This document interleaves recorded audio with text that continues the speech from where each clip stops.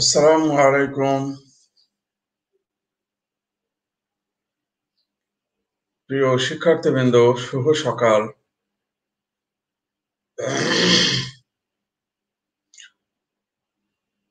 আমি নিজেকে গর্ববোধ করছি তোমাদের এই প্রাতঃ সকালে তোমাদের উপস্থিতির কারণে। তো তোমরা আজকে সবাই নিশ্চয়ই বুঝতে পারছো, আজকে তোমাদের পড়াশোনার বিষয় হলো বোর মডেল। আজকে তোমাদের আমি বোর মডেল নিয়ে আলোচনা করব। স্নেহাস্পদ শিক্ষার্থীবৃন্দ, আমার বোর্ডে লেখাটা পরিষ্কার বোঝা যাচ্ছে কিনা একটু কমেন্টস করলে সুবিধা হয়।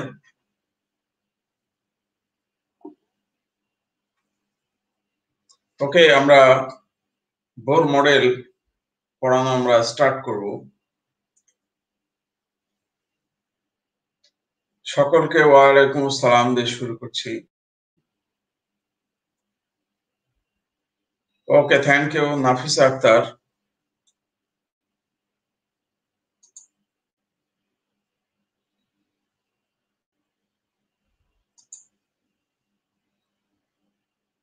Nafisa Akter, Arfa Anjum, yes sir, clear, okay, thank you.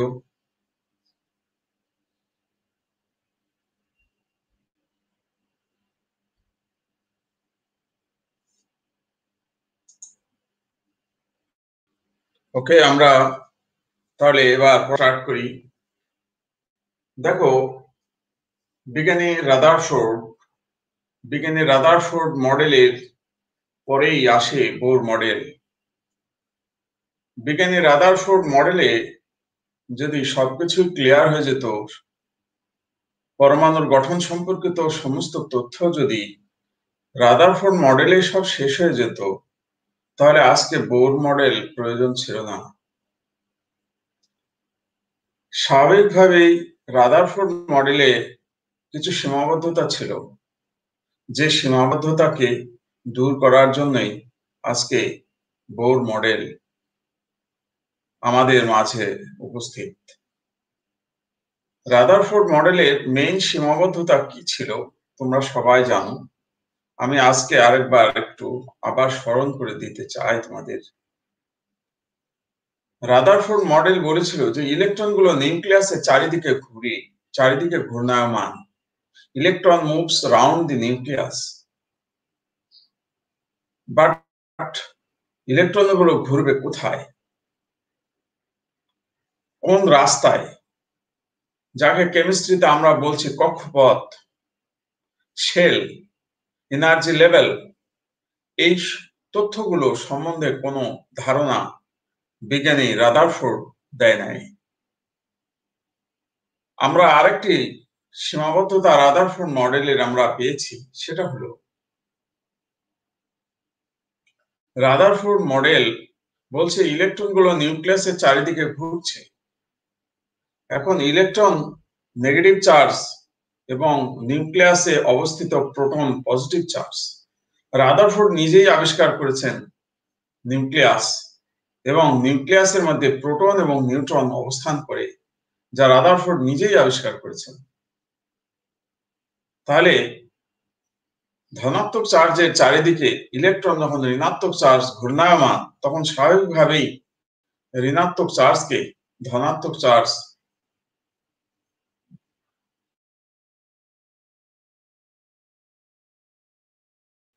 কি হবে, ঋণাত্মক চার্জ ধনাত্মক চার্জের দিকে গমন করবে এবং একসময় ইলেকট্রন নিউক্লিয়াসে পতিত হওয়ার কথা। কিন্তু বাস্তবে তা হয় না। যে বাস্তবে ইলেকট্রন নিউক্লিয়াসে পতিত হয় না, কেন হয় না, তার ব্যাখ্যা বিজ্ঞানী রাদারফোর্ড দিতে পারে নাই। যে মডেলটি তোমাদেরকে আমি এরকম ভাবে বলেছিলাম, এটা যদি একটা নিউক্লিয়াস হয়, ইলেকট্রন যদি এরকম ঘুরতে থাকে, ইলেকট্রনগুলো যদি এরকম ঘুরতে থাকে, ঘুরতে ঘুরতে একসময় নিউক্লিয়াসে পতিত হওয়ার কথা। ইলেকট্রনগুলো নিউক্লিয়াসে পতিত হওয়ার কথা, কিন্তু এই মডেল আসলে বাস্তবে প্রমাণিত হয়নি।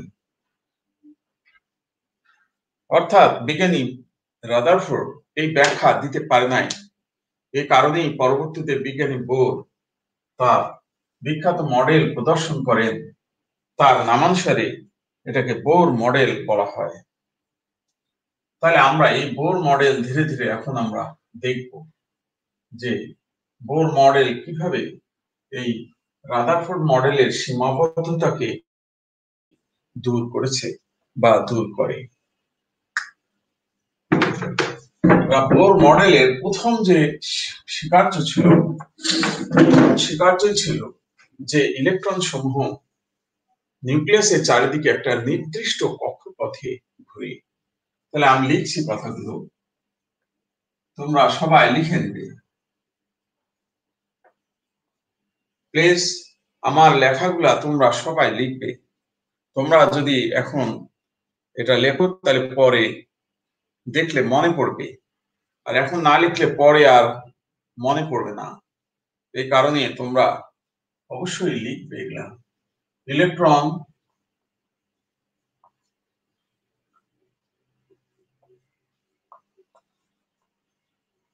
নিউক্লিয়াসের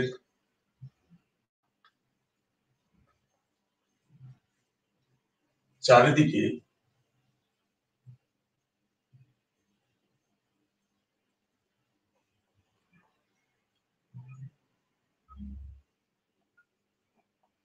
নির্দিষ্ট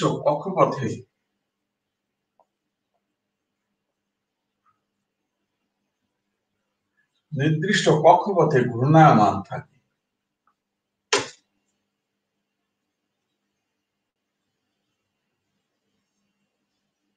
ওকে, থ্যাংক ইউ। তাহলে এখন এই তথ্যটা উপর ভিত্তি করে বিজ্ঞানী বোর এরকম ভাবে কক্ষপথগুলো সুনির্দিষ্ট কক্ষপথ আমাদেরকে এরকম উপহার দেন মডেল, যে মডেলে এটাকে সুনির্দিষ্ট কক্ষপথ বলা হচ্ছে। এগুলোর নাম অরবিট বলা হয়ে থাকে, অরবিট। এখন এই স্তরকে 1 স্তর, এটাকে 2, এটাকে 3, এরকম ভাবে শক্তি স্তরগুলোকে চিহ্নিত করা হয়। 1 শক্তি স্তরকে n = 1 के शेल বলা হয়, এটাকে কে শেল বলে। n = 2 কে এল শেল বলে। n = 3 এম শেল বলে। n = 4 এন শেল বলে। এইভাবে শেলগুলোকে এইভাবে নাম দেওয়া হয়, K L M N O P Q R, এইভাবে তাদের শেলগুলির নাম দেওয়া হয়। একটি কথা এখন আমি প্রাসঙ্গিক বলে রাখি, একটি মৌলে যতটি ইলেকট্রন থাক না কেন তার শক্তি স্তর অসংখ্য থাকে। কথাটা আমি আবার এখানে ক্লিয়ার করে দিই। যে কোনো মৌলে সবাই লিখে নাও, যে কোনো মৌলে ইলেকট্রন সংখ্যা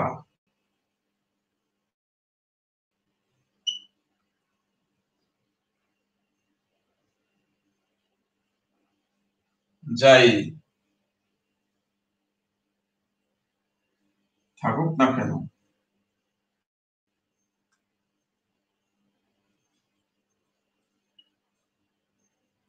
অরবিট সংখ্যা অসংখ্য থাকে।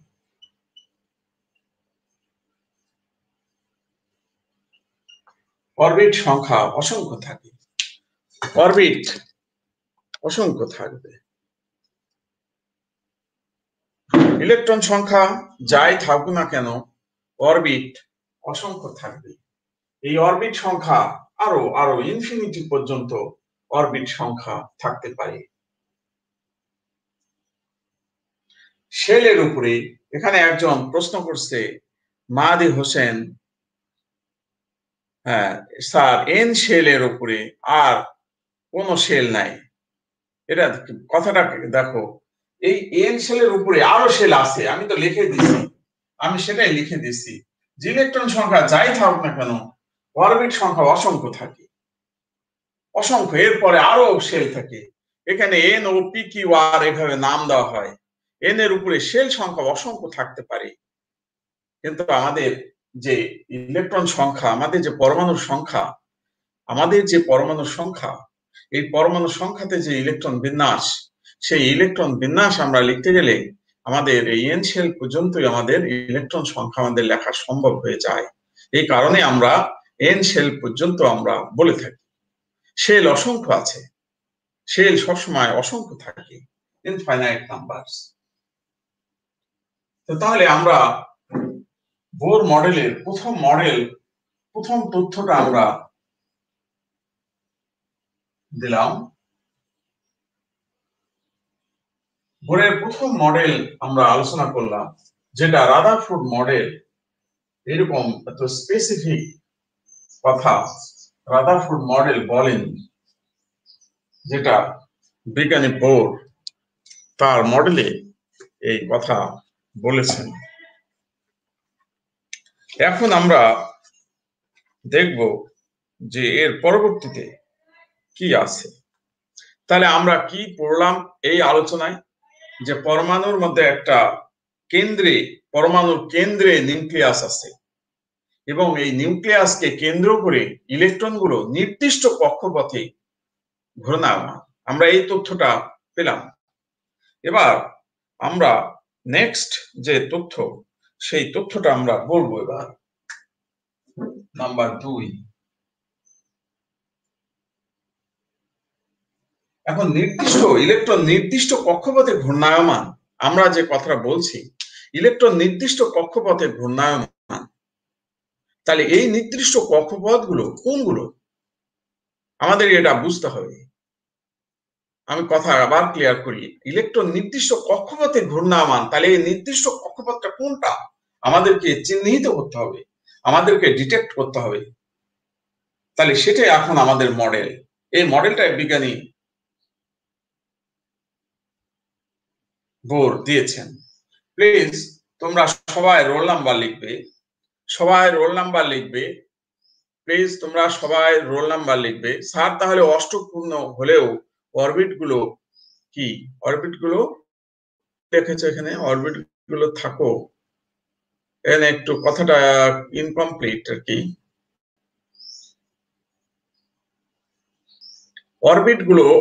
অরবিটের মধ্যে আরো ইলেকট্রন থাকার অনেক জায়গা থাকে, যেগুলোকে আমরা রসায়ন বিজ্ঞানে অরবিটাল বলে থাকি।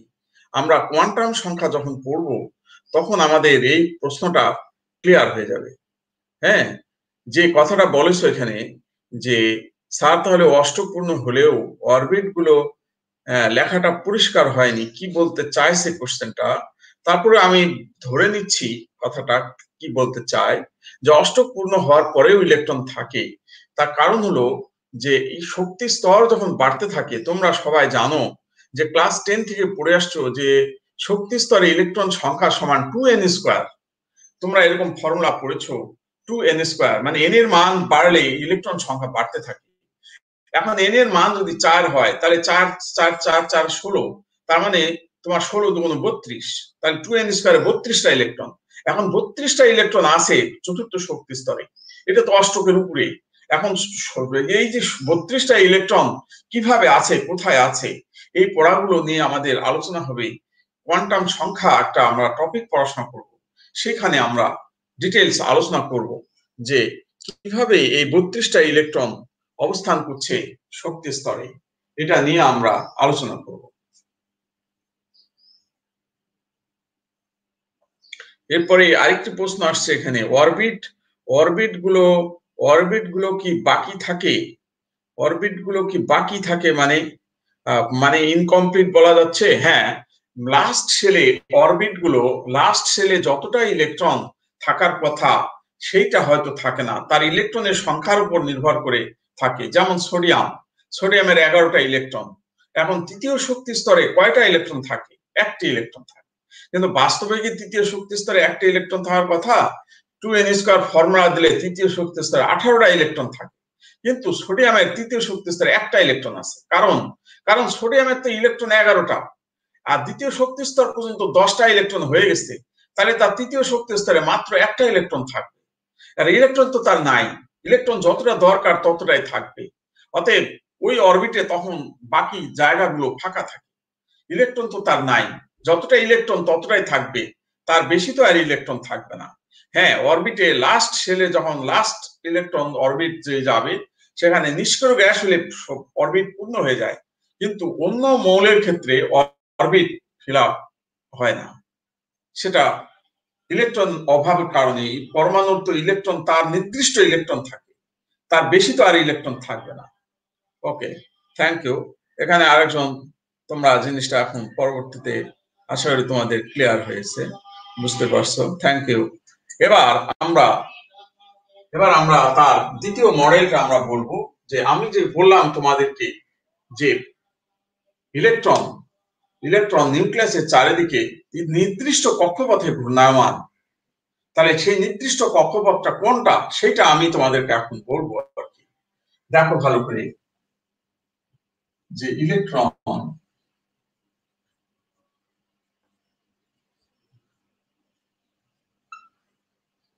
ওই সমস্ত পথে বা ওই সমস্ত কক্ষপথে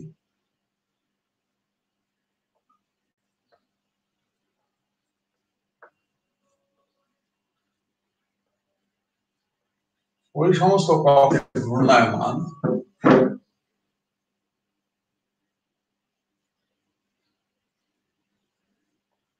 যেখানে ইলেকট্রনের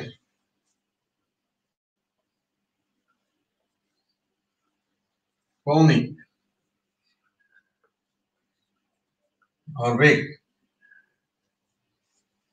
ভরবেগকে আমরা এল দিয়ে প্রকাশ করব। এখানে কৌণিক ভরবেগ h/2π এর n গুণিতক। আমরা দ্বিতীয়তে মডেলটা লিখেছি, ভালোভাবে তোমরা এবার মডেলটা একটু দেখো, মডেলটা তোমরা একটু ভালোভাবে লিখে নাও। আমি এটা আস্তে আস্তে ব্যাখ্যা করব তোমাদের কাছে পুরোপুরি আমি ব্যাখ্যা করব। ওকে, থ্যাংক ইউ নাফিসা আক্তার, বিষয়টি তুমি ক্লিয়ার হতে পেরেছো, জেনে আমি খুশি হলাম। হ্যাঁ, থ্যাংক ইউ ইসরাত সাদিয়া, তোমাকেও ধন্যবাদ।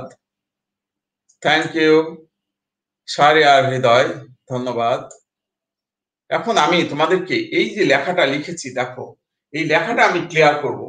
কি লেখা দেখো, ইলেকট্রন ওই সমস্ত কক্ষপথে ঘূর্ণায়মান যেখানে ইলেকট্রনের কৌণিক ভরবেগকে এল দিয়ে প্রকাশ করা হয়, h/2π এর n গুণিতক। এখন আমরা এটা থেকে কথাটা আমরা এরকম বলতে পারি, l = n h/2π। আমরা গাণিতিক ভাবে এটা লিখতে পারি, যেখানে nটা কি, যেখানে nটা হলো কক্ষপথ, n এর মান যেখানে কি হতে পারে 1 2 3 ... এরকম পূর্ণ সংখ্যা।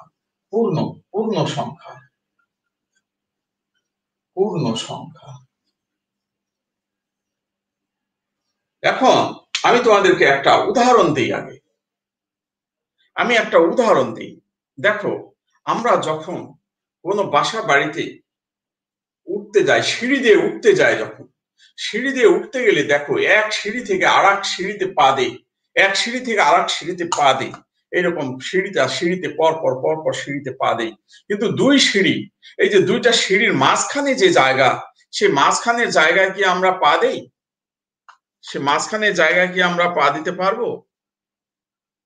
একটু ভালোভাবে তোমরা খেয়াল করে দেখো, এখানে একটা সিঁড়ি, এটা একটা সিঁড়ি, এটা আরেকটা সিঁড়ি। এখন এই সিঁড়ি থেকে যদি এই সিঁড়িতে আমরা উঠতে যাই, তাহলে মাঝখানের যে জায়গাটা, এই মাঝখানের যে জায়গাটা, এখানে কি আমরা পা দেই?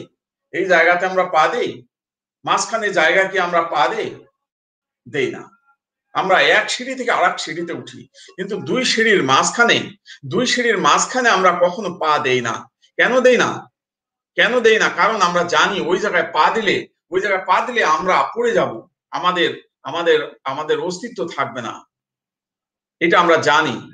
ঠিক তেমনি ইলেকট্রনগুলো মানুষের মতো চলাচল করে। মানুষ যেমন চলাচল করে, সব জায়গায় যেমন তারা হাঁটতে পারে না, সব জায়গায় চলতে পারে না, সব জায়গায় যেতে পারে না, ইলেকট্রনগুলো ঠিক তেমনি সব জায়গায় চলতে পারে না, সব জায়গায় যেতে পারে না। সেই জিনিসটাই এখন আমরা ব্যাখ্যা করব যে সে কেমন, কোন রাস্তায় চলাচল করে, যে রাস্তায় গেলে তার কৌণিক ভরবেগের মান mh/2 পায়, যেখানে এইচটাকে বলা হয় প্লাঙ্কের ধ্রুবক। বিজ্ঞানী প্লাঙ্কের ধ্রুবক, যেখানে বিজ্ঞানী প্লাঙ্ক এইচ এর মান নির্ণয় করেন, যে মানটা তার নামানুসারে বলা হয় প্লাঙ্কের ধ্রুবক।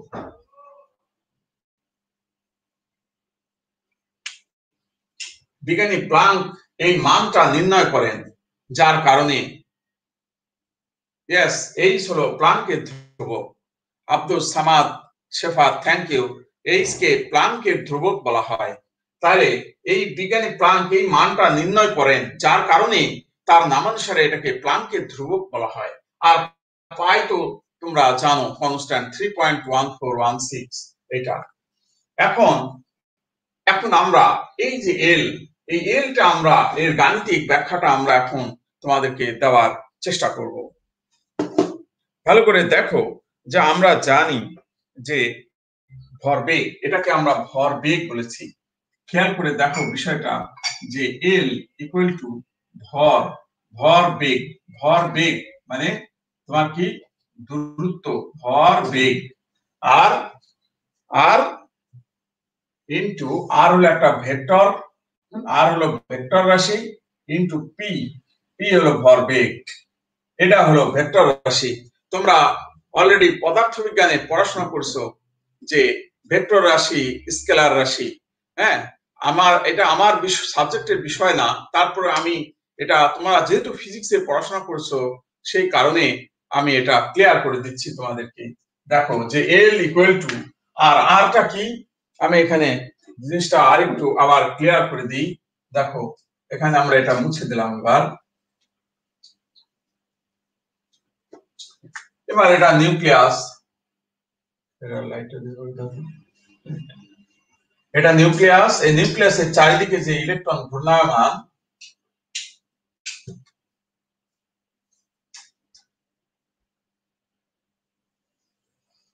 দেখো ইলেকট্রন যে ঘূর্ণায়মান, এখানে এই যে দূরত্বটা, ধরা যাক এখানে ইলেকট্রনটা অবস্থান করছে, এই দূরত্বটা হলো ব্যাসার্ধ, এই দূরত্বটাকে ব্যাসার্ধ বলা হয়। এই ব্যাসার্ধ হলো আর, এই আরটা হলো ব্যাসার্ধ from nucleus to outermost orbital. নিউক্লিয়াস থেকে বাইরের শেলের যে দূরত্ব, এই দূরত্বটাকে আর বলা হয়। আরটা হলো ব্যাসার্ধ, পরমাণুর ব্যাসার্ধ। ব্যাসার্ধ একটা ভেক্টর রাশি, এই কারণে আমরা এরকম উপরে অ্যারো সাইন দিয়ে রেখেছি। এরপরে পি হলো ভরবেগ। এখন দেখো ভালোভাবে যে আমরা আর ক্রস প্রোডাক্ট, ভরবেগকে আমরা কি বলি, এম ভি। আমরা এটা ক্লাস 10-এ পড়াশোনা করছি যে ভর আর বেগ গুণ দিলে কি হয়, ভরবেগ হয়। এখানে বেগটা দেখো ভেক্টর রাশি, এই কারণে বেগের উপরে আমরা একটা অ্যারো সাইন দিয়েছি। এটা তোমরা ফিজিক্সে পড়াশোনা করেছো, হ্যাঁ, তাই আমি আলোচনা করছি। এবার দেখো যে এখানে তোমার এই ক্রস প্রোডাক্ট, যদি ক্রস থাকে, ক্রস প্রোডাক্টের জন্য আমরা কি লিখি, R M V sine theta, এটা আমরা পদার্থবিজ্ঞানে পড়াশোনা করছি যে যদি ক্রস থাকে, ক্রসের জন্য হয় সাইন থিটা। এখন ইলেকট্রনটা যদি সাপোজ মনে করো যে ঘূর্ণায়মান, এখানে আসছে, এখান থেকে তাহলে কি বেগ নিয়ে যাচ্ছে, ভি বেগ নিয়ে, তাহলে এই অ্যাঙ্গেলটা কত, এই অ্যাঙ্গেলটা কত 90 ডিগ্রি ভালোভাবে দেখো এই অ্যাঙ্গেলটা 90 ডিগ্রি আবার এই ইলেকট্রনটা যদি এই সার্কুলার পথে এই গোলাকার পথে যদি ঘুরতে থাকে তাহলে যদি এই জায়গায় আসে ইলেকট্রনটা যদি এখানে আসে ইলেকট্রনটা এইভাবে ভি বেগ নিয়ে চলতে থাকবে তখন এই দূরত্ব আর এই এই এই কোণটা কত ডিগ্রি এই কোণটা 90 ডিগ্রি তার মানে ইলেকট্রনটা যেখানেই থাক না কেন ইলেকট্রনটা ঘূর্ণায়মান পথে যেখানেই থাক না কেন তার প্লেসটা যেখানেই হোক না কেন তার এই ব্যাসার্ধ বরাবর তার কোণ কত 90 ডিগ্রি কোণ সবসময় 90 ডিগ্রি থাকে তাহলে এখানে আমরা এখন R M V sine 90 degree বসাবো এবার সাইন 90 ডিগ্রি তাহলে সাইন 90 ডিগ্রি সমান আমরা কি জানি সাইন 90 ডিগ্রি সমান আমরা জানি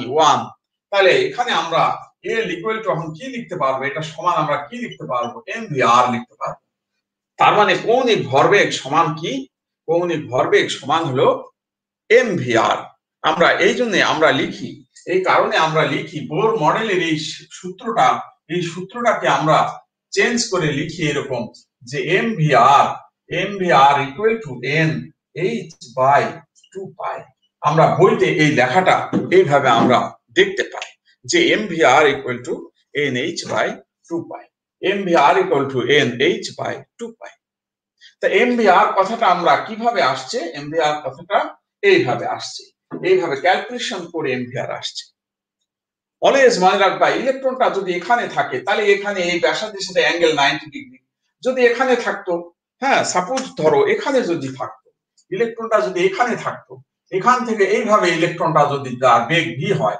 এখানে তাহলে এই বরাবর দূরত্ব যদি আর হয় তাহলে এখানে দেখো কোণটা কত এখানে কোণ 90 ডিগ্রি এখানেও 90 ডিগ্রি তার মানে ইলেকট্রনটা যেখানেই যাচ্ছে যেখানেই থাকছে তার অ্যাঙ্গেল হলো 90 ডিগ্রি আর 90 ডিগ্রি সাইন 90 ডিগ্রি মানে 1 অর্থাৎ এমভিআর অর্থাৎ আমরা এই যে এল লিখেছি এই এল এর বদলে আমরা MVR equal to NH by 2 pi এই পথে তার মানে ইলেকট্রন যদি নিউক্লিয়াসের চারিদিকে এইভাবে 90 ডিগ্রি অ্যাঙ্গেলে ঘুরতে থাকে আমি কথাটা ক্লিয়ার ইলেকট্রন নিউক্লিয়াসের চারিদিকে এমন বৃত্তাকার পথে এমন ভাবে ঘুরবে electron rotates round the nucleus in such a way কিভাবে যখন অলওয়েজ তার অ্যাঙ্গেল 90 ডিগ্রি শো করবে ইলেকট্রন যেখানেই থাকুক না কেন whatever be the place of the ইলেকট্রনের যেটাই অবস্থান হোক না কেন ইলেকট্রন 90 ডিগ্রি অ্যাঙ্গেলে অবস্থান করবে তার এটা তখন তার কৌণিক ভরবেগ হবে এনএইচ বাই 2 পাই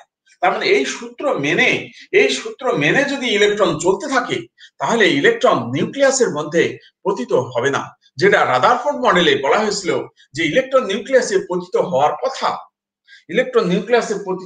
কথা কিন্তু পতিত হয় না কেন পতিত হয় না কারণ বোর মডেল ব্যাখ্যা দিচ্ছে এখানে এসে যে ইলেকট্রনগুলো কোথায় ঘুরতে থাকে এমন একটা রাস্তায় এমন একটা পথে এমন একটা কক্ষপথে ঘুরতে থাকে যেখানে তার কৌণিক ভরবেগের মান এই এমভিআর এর মান h বাই 2 পাই এর n গুণিতক n ইজ দা স্তর শক্তি স্তর কক্ষপথ একটা নির্দিষ্ট দূরত্বে অবস্থিত সেই কক্ষপথ সেই কক্ষপথে ঘুরতে থাকবে কারণ সে সব জায়গায় ঘুরবে না সব যে উদাহরণটা আমি একটু আগে দিলাম যে একটা সিঁড়ি আর একটা সিঁড়ির সাথে আছে এরকম আছে আমরা তার মাঝখানের জায়গাটা পা দিতে পারি না ইলেকট্রন গুলো ঠিক তেমনি সব জায়গায় চলতে পারবে না তাহলে ইলেকট্রন গুলো যখন ঘুরবে তখন কোন রাস্তায় ঘুরবে সেটা আমরা এখানে পরিষ্কার হতে পারলাম দেখো যে MVR equal to 1 into H by 2 pi তার মানে ইলেকট্রন প্রথম শক্তি স্তরে ঘূর্ণায়মান ইলেকট্রন একটা নির্দিষ্ট দূরত্বে আর একটা তার রাস্তা আছে যে রাস্তা মান 2 into H by 2 pi electron আর একটা ঘূর্ণায়মান রাস্তা আছে m v r equal to 3 into H by 2 pi এরকম তার একটা এইরকম নির্দিষ্ট রাস্তা আছে এবং সেই কক্ষপথে সে শুধু ঘুরতে পারবে তাছাড়া অন্য কোনো কক্ষপথে ঘুরতে পারবে না তার মানে electron moves round the nucleus in a specific orbit electron moves round the nucleus in a specific orbit যেখানে অ্যাঙ্গুলার মোমেন্টাম কৌণিক অর্থ অ্যাঙ্গুলার ভরবেগ angular momentum is the nth multiple of h by 2 pi, n multiple of h by 2 pi, মানে 2 pi এর n গুণিতক। What is n? n is the number of shell.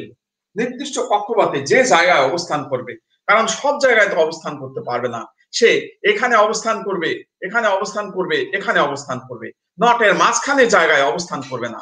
একটা নির্দিষ্ট দূরত্বে এইভাবে যে সে অবস্থান করবে, যে অবস্থানগুলিকে n দিয়ে প্রকাশ করা হয়, যে অবস্থানগুলিকে কক্ষপথ বলা হয়, এই কক্ষপথের মান 1 2 3 4 5 6 7 এইভাবে কক্ষপথের মানগুলো বাড়তে থাকে এবং ওই কক্ষপথে তার জন্য অ্যালাউ।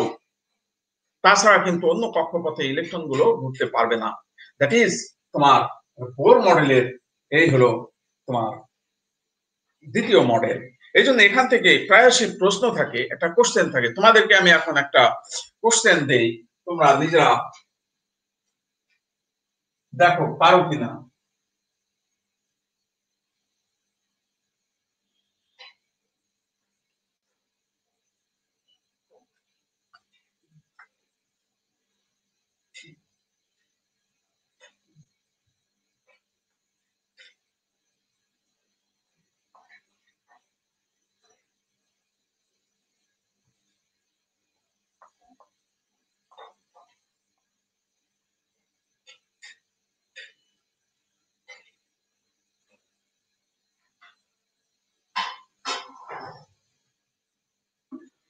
রাদারফোর্ড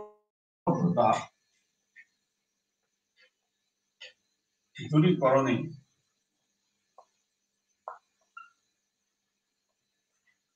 গাণিতিক সমীকরণ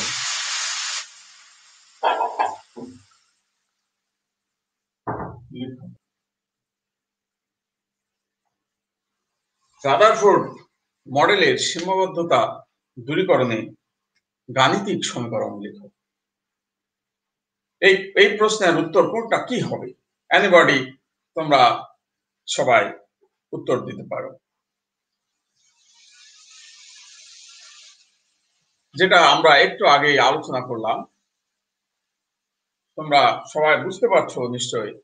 হ্যাঁ, ওকে, থ্যাংক ইউ। তোমাদের আনসার সঠিক হয়েছে।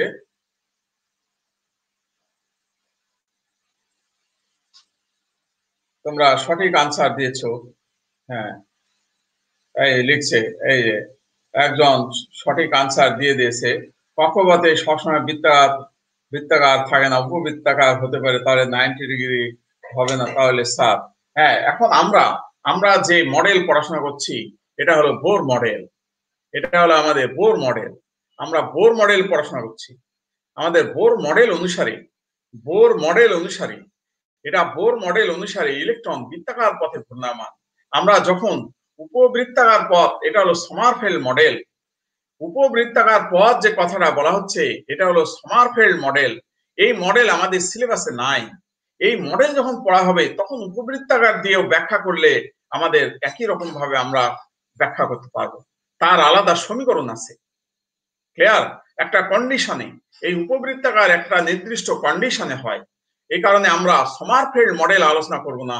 তোমরা মনে রাখবে, তোমাদেরকে আমি এখন বোর মডেল পড়াচ্ছি। এখন আমাদের বোর মডেল অনুসারে আমরা যেটা আমাদের আলোচ্য বিষয় আমরা সেটা পড়াচ্ছি।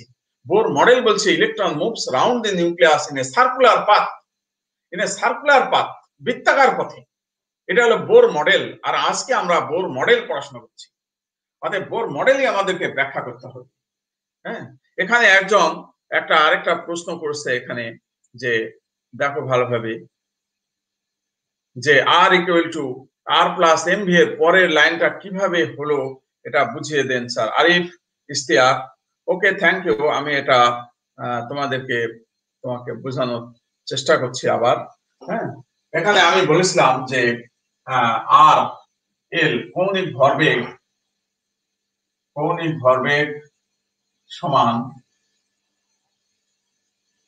আর হলো ভেক্টর প্রোডাক্ট, দিক আছে, যার দিক আছে, দূরত্বের তো একটা দিক আছে, কোন দিক, এই জন্য এটা ভেক্টর রাশি ক্রস এম ভরবেগ এম ভি।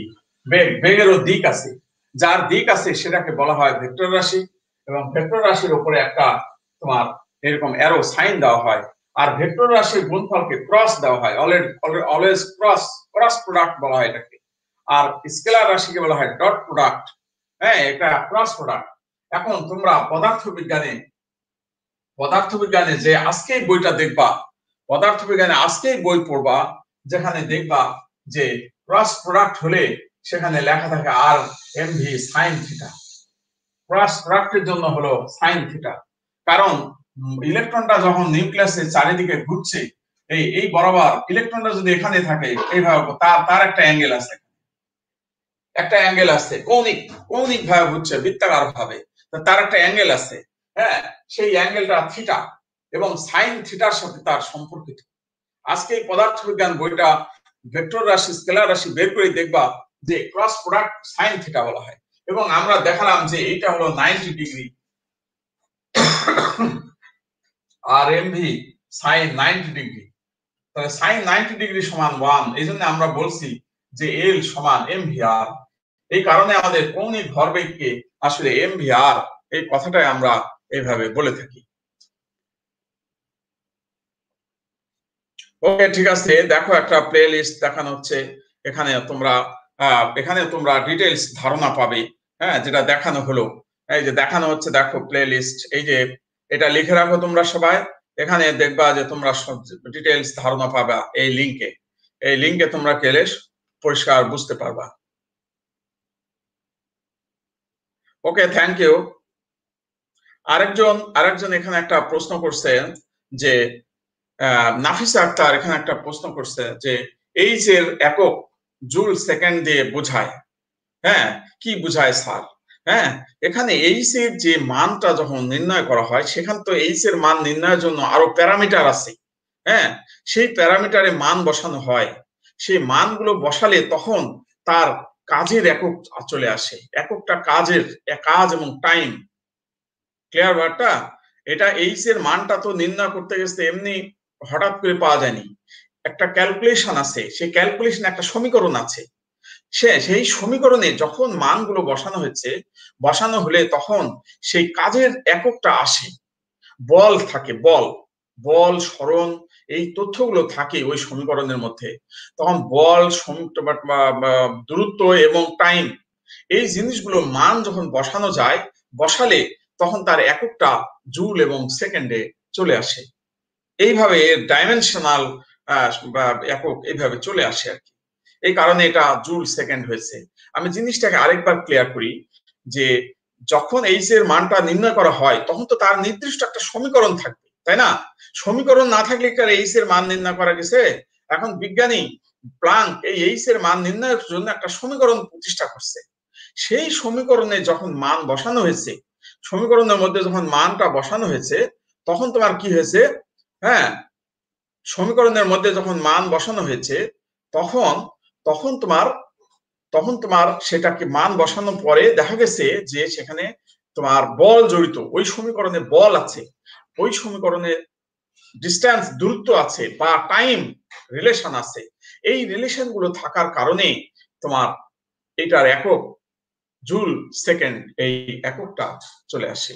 এটাই কথা। অরণ্য সাহা একই কথা বলছো, ওই কথাটাই, ওই একই উত্তর। তোমরা জিনিসটাকে ভালোভাবে খেয়াল করে দেখো যে এই এইচ এর ইউনিট জুল সেকেন্ড হওয়ার পিছনে এর কারণটা কি, সেই কারণটাই হলো এটা আর কি। হ্যাঁ, এরপরে ওকে, থ্যাংক ইউ। এখানে এবার আরেকজন আরিফ ইশতিয়াক জিনিসটা ক্লিয়ার করতে পারছো। তোমার এরপরে আরেকজন আসছে ইয়ালিদ। হ্যাঁ, বুঝতে পারছো, ঠিক আছে। আয়েশা বুঝছি স্যার, ওকে। আমি দরকার তোমাদেরকে ওই হেল্প করতে পারি। সেই হেল্পটা হলো যে আগামী দিন নেক্সট ক্লাসে তোমাদেরকে ওই সমীকরণটা আমি দেখাবো। হ্যাঁ, ওই সমীকরণটা যদি আমি তোমাদেরকে দেখাই তাহলে তোমরা জিনিসটা আরো ক্লিয়ার হয়ে যাবে। এই সমীকরণটা আমি তোমাদেরকে দেখাবো। একটা সমীকরণ প্রতিষ্ঠা করছেন, ওই সমীকরণ থেকে এইচ এর মান নির্ণয় করছেন, তাহলে ওই সমীকরণে যে প্যারামিটার, যে রাশিগুলো আছে, সেই রাশিগুলা হয়তো বল আছে, দূরত্ব আছে, টাইম আছে, এই কারণে এটার একক জুল সেকেন্ড এসছে। এই সমীকরণটা আমি তোমাদেরকে আগামী ক্লাসে আমি সমীকরণটা দেখাবো। নাফিস আক্তার এবার বলেছে যে জিনিসটা নাফিস আক্তারের ক্লিয়ার হয়েছে। ওকে, থ্যাংক ইউ। আমরা এখন পরবর্তী আলোচনায় আমরা এখন যাব। আমাদের দেখো তাহলে রাদারফোর্ড মডেল, তোমাদেরকে যে প্রশ্নটা আমি করেছিলাম, রাদারফোর্ড মডেলের সীমাবদ্ধতা দূরীকরণে গাণিতিক সমীকরণ লিখো। তাহলে গাণিতিক সমীকরণ কোনটা? রাদারফোর্ড মডেলের সীমাবদ্ধতা দূরীকরণে গাণিতিক সমীকরণ, গাণিতিক সমীকরণ mvr equal to nh by 2 pi, nh by 2 pi। এটা হলো গাণিতিক সমীকরণ। এই সমীকরণের সাহায্যে ভালো করে খেয়াল করে দেখো, এই সমীকরণটা ইন্টারেস্টিং সমীকরণ। এই সমীকরণের সাহায্যে ইলেকট্রনের বেগ গণনা করা যাবে, nh by 2 pi mr, 2 pi mr। এই সমীকরণটা থেকে আমাদের এখন ইলেকট্রনের যে বিভিন্ন কক্ষপথে এখানে n এর মান যদি আমরা বসাই দিই, তাহলে ইলেকট্রনের বেগ সম্বন্ধে জানা যাবে। প্রথম কক্ষপথে ইলেকট্রনের বেগ কত, দ্বিতীয় কক্ষপথে ইলেকট্রনের বেগ কত, তাই আমরা বেগ সম্বন্ধে জানতে পারবো। আমরা অঙ্ক করব, আমরা থিওরিটা শেষ করে, আজকে আমরা সবাই থিওরি শেষ করে নেই। থিওরি শেষ হওয়ার পরে আমরা অঙ্ক করব। এরপরে নেক্সট রাদারফোর্ড মডেলের, বোর মডেলের নেক্সট মডেল হলো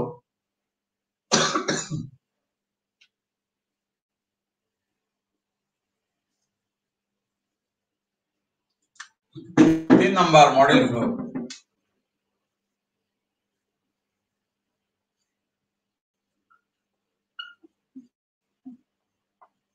নিউক্লিয়াসের চারিদিকে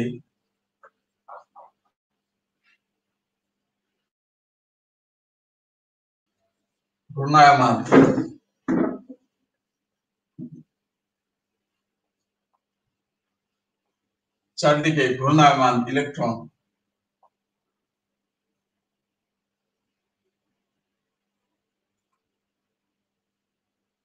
কখনো শক্তি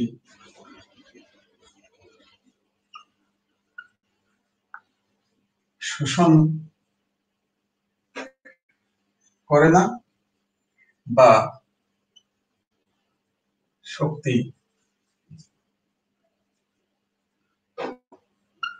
বিকিরণ করে। এটা হলো 3 নম্বর মডেল। সরি, মডেল দেখো ভালো করে, যে নিউক্লিয়াসের চারিদিকে ঘূর্ণায়মান ইলেকট্রন কখনো শক্তি শোষণ করে না বা শক্তি বিকিরণ করে না, সে শুধু ঘুরে তার নির্দিষ্ট কক্ষপথে। এই যে নিউক্লিয়াস, এই নিউক্লিয়াসের চারিদিকে যে কক্ষপথ, এই কক্ষপথে ইলেকট্রন, এটা হলো কক্ষপথে ইলেকট্রন ঘূর্ণায়মান, একে বলা হয় স্টেশনারি স্টেট, স্টেশনারি লেভেল বলা হয়। লেভেল মানে স্তর, স্টেশনারি লেভেল। স্টেশনারি মানে কি? স্টেশনারি মানে স্থির কক্ষপথ, এর বাংলা বলা হয় স্থির, এটাকে বলা হয় স্থির কক্ষপথ। যখন ইলেকট্রন নিউক্লিয়াসের চারিদিকে ঘুরে বাইরে থেকে কোনো বল প্রয়োগ করা হয় না, হয়নি, ইলেকট্রন জাস্ট নিউক্লিয়াসের চারিদিকে ঘুরতেছে, ঠিক আছে, তখন ইলেকট্রন শক্তি শোষণও করে না, ইলেকট্রন শক্তি বিকিরণও করে না। কি কারণে? কারণ স্থির কক্ষপথ, স্টেশনারি এনার্জি লেভেল। স্টেশনারি মানে স্থির কক্ষপথ, তার কোন there will be no change, সে ওই জায়গায় স্থির থাকবে। একটা সার্টেন ডিস্টেন্স পর পর এই এনার্জি লেভেল গুলো থাকে। Stationery energy level. স্টেশন বলে আমাদের ট্রেন স্টেশন, বাস স্টেশন, আমরা যে বলি train station, bus station, tram station, এই যে আমরা স্টেশন বলি, এই স্টেশন মানে ওইখানে ট্রেন দাঁড়িয়ে যায়, থেমে যায়, রয়ে যায়, এই কারণে আমরা স্টেশন বলে থাকি। এই কারণে এখানে সেই কথাই বলা হয়েছে স্টেশনারি লেভেল, মানে এই জায়গায় স্থির কক্ষপথ, এটা আর কোনো চেঞ্জ হয় না। এই কারণে ইলেকট্রন গুলো যদি ওই জায়গাটা স্টেশনারি হয়, স্থির কক্ষপথ হয়, তাহলে সেখানে শক্তি যদি স্থির হয়, আর স্থির শক্তির জায়গায় ইলেকট্রন যখন ঘুরবে, তখন ইলেকট্রনের শক্তি নির্দিষ্ট থাকে, নির্দিষ্ট শক্তি থাকবে। তো নির্দিষ্ট শক্তি যদি থাকে তাহলে সেই অবস্থায় সেই ইলেকট্রন শক্তি ছাড়বেও না, শক্তি শোষণও করবে না। এই কথাটাই বলা হয়েছে 3 নম্বর মডেলে। ইলেকট্রন নিউক্লিয়াসের চারিদিকে ঘোরার সময় শক্তি শোষণও করবে না, শক্তি বিকিরণও করবে না। That is stationary energy level. তো প্রিয় শিক্ষার্থীবৃন্দ, আমাদের আজকে পড়াশোনার সময় আমাদেরকে আর দেওয়া দিচ্ছে না। আমাদের এরপরে অন্য একজন স্যারের ক্লাস আছে। আমরা ওকে, থ্যাংক ইউ নাফিস আক্তার। আমরা সমীকরণ অবশ্যই আগামী দিন দেখাবো। সমীকরণটা দেখালে আমাদের সুবিধা হবে। Thank you. আমরা দেখাবো, অফকোর্স দেখাবো নাফিস আক্তার, থ্যাংক ইউ। আচ্ছা, তাহলে এবার আমরা নেক্সট ক্লাসে আরো ডিটেইলস আলোচনা করব। আমাদের বোর মডেল শেষ হয়নি। বোর মডেলে আরো তথ্য আছে। বোর মডেলের পরবর্তী তথ্যগুলো আমরা চতুর্থ তথ্য যেটা, সেই তথ্য নিয়ে আমরা নেক্সট আলোচনা করব। তারপরে আমরা ক্যালকুলেশন করব, গাণিতিক ব্যাখ্যা বিশ্লেষণে আমরা যাব। তো স্নেহাস্পদ ছাত্রছাত্রী, তোমাদের সঙ্গে কথা বলে আমাদের আরো ভালো লাগলো। সামনে আমরা ক্লাস নেব তোমাদের সঙ্গে, আরো আমরা এনজয় করব। খুবই খুশি হলাম তোমাদের সঙ্গে কথা বলে। আজকে আমাদের এ পর্যন্তই আমরা রাখছি।